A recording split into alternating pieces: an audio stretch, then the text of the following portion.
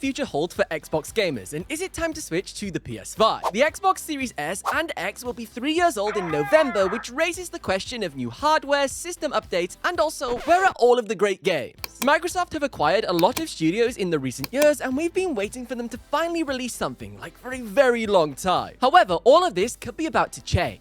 First, let's discuss the PlayStation 5. After a very strong 2022 with a lot of great exclusives released, including Gran Turismo 7, Horizon Forbidden West, the Uncharted Collection, The Last of Us Part 2, and God of War Ragnarok, Sony fans were content with a large selection of new AAA title games to choose from. Well, not really new, because most of them were remasters, but you get my points. All of these games harnessed the true next-gen power of the PS5's hardware. This also combined with the refinement to the PS Plus subscription, mimicking features of Xbox Game Pass. Albeit, I do think PS Plus is nowhere near as good as Xbox Game Pass. It's just a little bit overpriced, and there isn't a huge selection of the games you actually want. To give it credit, it did help take the PS5 in a positive direction, and also resolve some of the issues I've had with owning a digital edition console, which I discussed in this video last year. On the other hand, 2022 was a pretty quiet year for Xbox gamers. I can't really think of one exclusive game that launched. Stalker 2, Starfield, Redfall, and Ark 2 were all delayed to 2023.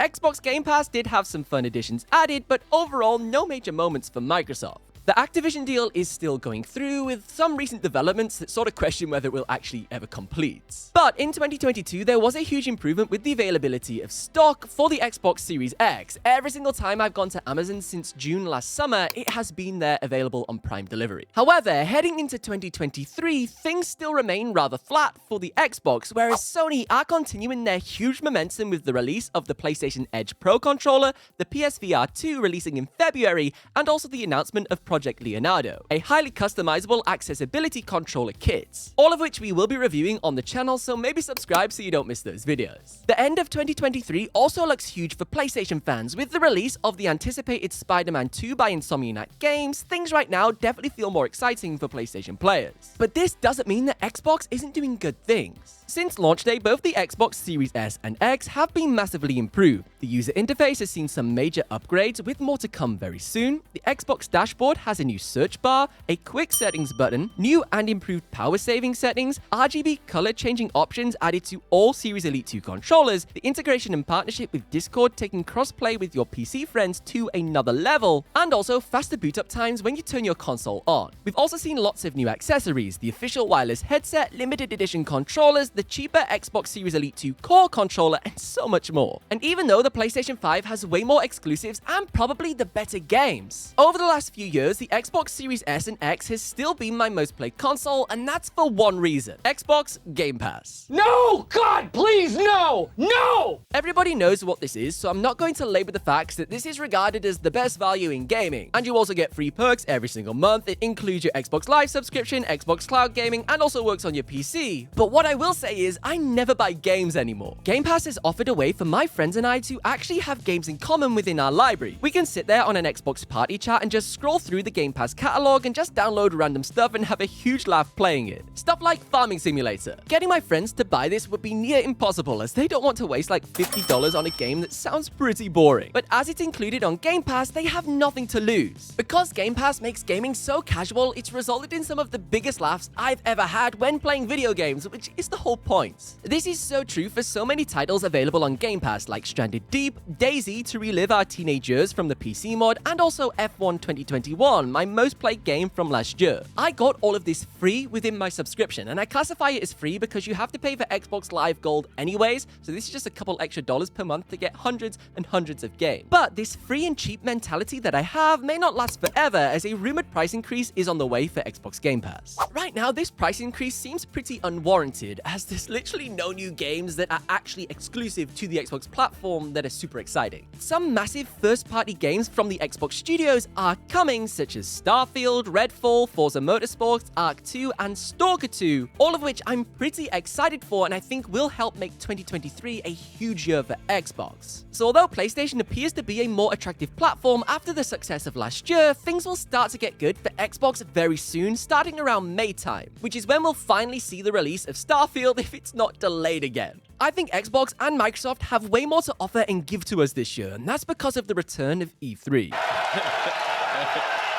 Thank you. E3 is one of the biggest gaming shows in the world, and it hasn't existed for a few years, but it's finally returning in summer 2023, and I am so confident that Xbox is going to be there. Phil Spencer has always been a massive fan of E3 and supports what it does, and this could be an opportunity for them to announce some exciting world premieres, release dates, and also maybe a new console. Minecraft in 4K. And that's because 3 years is a magic number. The Xbox One launched in 2013, and the slim version came out in 2016, 3 years later. The PS4 also released in 2013, and later launched a slim and pro model in 2016, 3 years later. So could 2023 finally be the year where we see an Xbox Series Slim? Or a pro version of the console? Some leaks have already happened around this topic, and I have a feeling something may come from Xbox with a slim version. I'm not too confident that we'll see a pro model. You know, people have only just started to get the Series X, but maybe like a slim version of the Series X, same power and everything, maybe with no disk drive, or a Series S with a disk drive that's even more compact. I just have a feeling there'll be a slim version of an Xbox to keep things exciting after the boring year we had last year. This means that Microsoft will be able to get the power of the Xbox Series X into more gamers' hands for a much cheaper price. But when you start to consider all the stocking issues and things that have happened over the last few years, it does make it much more difficult to predict the timeline, and for those reasons, I don't think Sony will come out with an update or refresh to their consoles. Even if we don't see an update or refresh to the current Xbox lineup, it would be great to see some more limited edition versions like the Halo Infinite console. That's the only limited edition Xbox that they've made that consumers can actually buy for this current generation. This is one of the coolest Xboxes that I own, and I have quite a lot. The Halo Infinite edition has a bunch of hidden Easter eggs. Starting with the front of the console, if you point a UV torch at this part of the Xbox, it will reveal the Halo Ring Zeta, which is the location where Halo Infinite actually takes place. Then switching our focus to the controller, not only does it look great, but at the back of the battery cover is a custom logo to celebrate the 20th anniversary of Xbox. But this still isn't the coolest feature. In true Xbox style, turning your Xbox on has a bunch of custom sound effects.